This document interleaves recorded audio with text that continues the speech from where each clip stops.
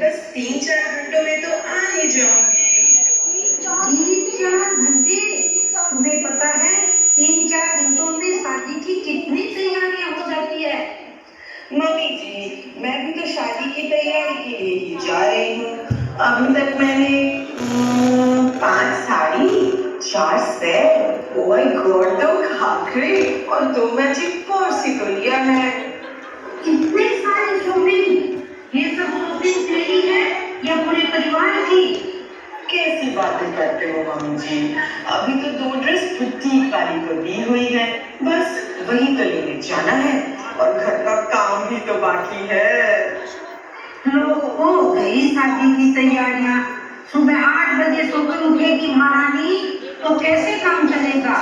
आज से जैसा मैं बोलूंगी वैसा ही तुझे करना पड़ेगा। बोलो क्या करना पड़ेगा?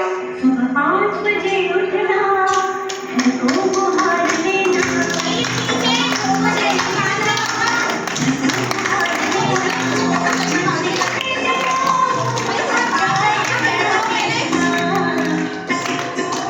खाना है तो 8 बजे उठूंगी, 8 बजे या 9 बजे भी उठूंगी, उठूंगी जल्दी, नहा के काम तो है निपटा लूंगी, खाना है तो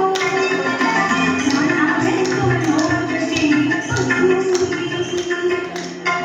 नाच बांध के तुम्हें तुमको करूंगी बात, नाच बांध के तुम्हें तुमको करूंगी बात।